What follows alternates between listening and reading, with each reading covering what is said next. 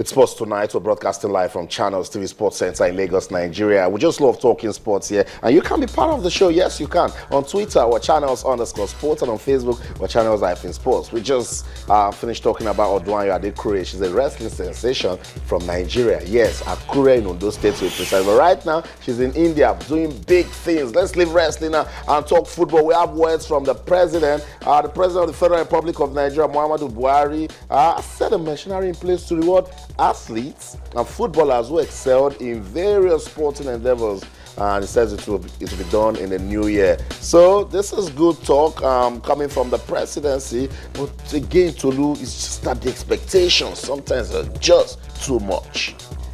Maybe you don't promise houses this time around.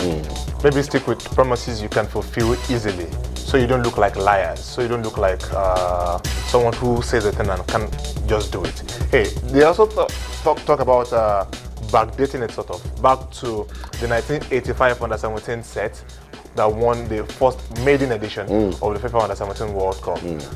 Some of them were promised houses and all that, and they haven't gotten it, till now.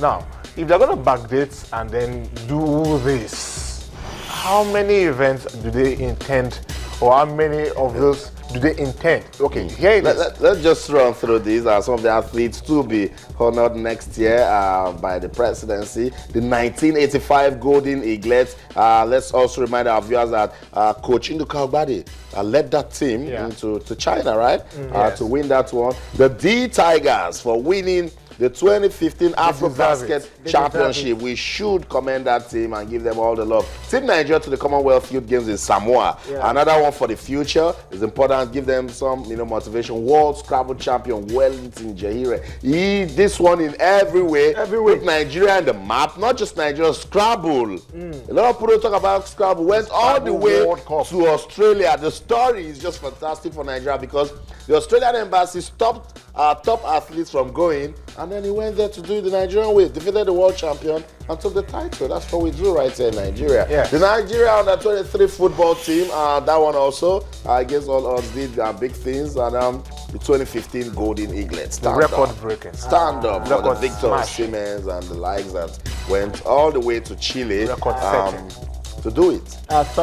For me, I feel that, yes, these are the ones that will be honored, but what about the Flying Eagles? I mean, they won the African Youth Championship in Senegal. Fine, they got to the World Cup, to the second round, but then they won something, so they should be honored as well. That is just my feelings. Yes, but for me, as I said, make promises that you can keep. That's right. Try as much as possible to, then as much as we shouldn't be looking at financial incentives and all that, but then the precedent has been set.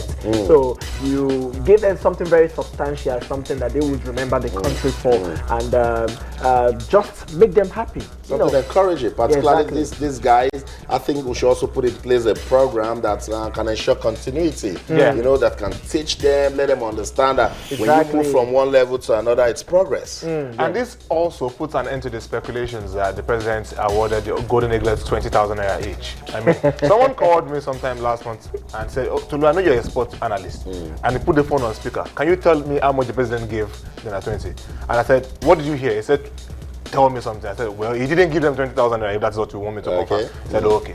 So I think this will confirm and clear that doubt. I mean, 20,000 naira. But I mean, shameful. Anyway, but this is good. But having it done once, all at once, I think it's also a good development. Instead of receiving them at different times of the year, when these particular athletes or sports people win a particular competition, you come, you host them. Another one when you host them. Another one when you host them. I think it's just about everything happening right now. Cutting so much cost in the economical sector of the nation. So, just host them once and for all, and give them the awards you want to give them. The promises once and for all. And this will put a stop to those people who are saying that the government of President Muhammadu Buhari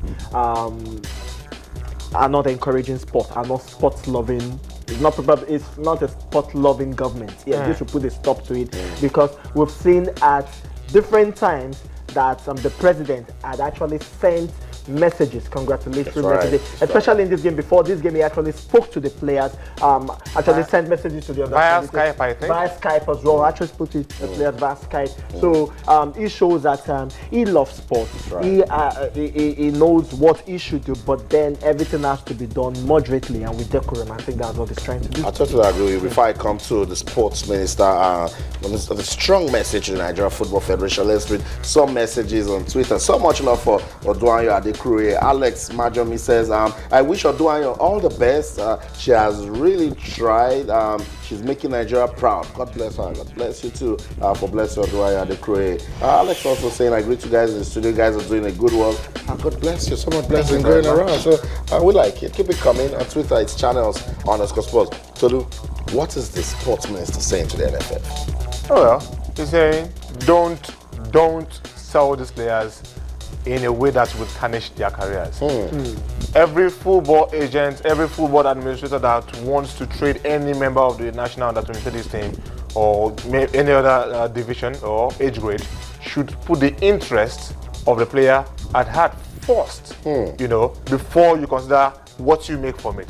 See, I was seeing the documentary on Cristiano Ronaldo, that was released earlier this year, and Jorge Mendes, the world's most successful football agent, made a particular statement as regards Cristiano Ronaldo when he was making the move from Sporting Lisbon to Manchester United in 2003. He said they had a plethora of options, but then he called the boy and said, hey, it is your career. That's he right. was only 17. It is your career. You need to make this decision yourself. He said he only agreed to sell him to Manchester United when Sir Alex promised him that the boy will play 50% of the games in the following season when he clocks 18. I mean, he puts the interest of the player at hand. That's right. And hey, Ronaldo, it didn't just benefit the agent at the short term, it equally benefited him on the long run. Sold him again for a then record 80 million pounds, and then makes him sign better and lucrative contracts with Real Madrid, which also gives him his own commission every 2 years or thereabout. So when you put the interest of the player at heart, you make these players sign contracts that would benefit them, that would not just make them go to UK or go to Italy and earn 5,000, 10,000 pounds a week and feel comfortable and feel they have arrived and think they are above everybody. Somebody just tells the guy, you are 17, just go to Kazakhstan, play for 2 years, then you'll be 19. You can now leave and go to Malta, close and open your eye, they give this guy a slave contract. Before you know it, he's 28 and he has not played competitive football. Austin, let's say it as it is. Now, this is where I do not like. Listen to the story. The Nigeria Football Federation, NFF, has been bad. I don't like the word bad. From selling players of the national under-23 teams to clubs in Europe. The way you're saying it like the NSC were advising the Nigeria Football Federation. That's the way you're saying it. Let's say it as it is. Well, I think we all know in Nigeria that listen. I think we all know in Nigeria that when someone says, the sports minister, according to it, he gave directive today after receiving reports of illegal transactions. I do not have a problem with that. Now, he gave directive to the Nigerian Football Federation that they should not sell players, and you get what I'm trying to say. They barred them from selling players to Europe. Now, I don't like the word bad, because if you keep doing this, and towards the twilight end of everything, the story said the minister urged agents and players who intend to play elsewhere to get appropriate clearance, of which the sports ministry will be part of. Why?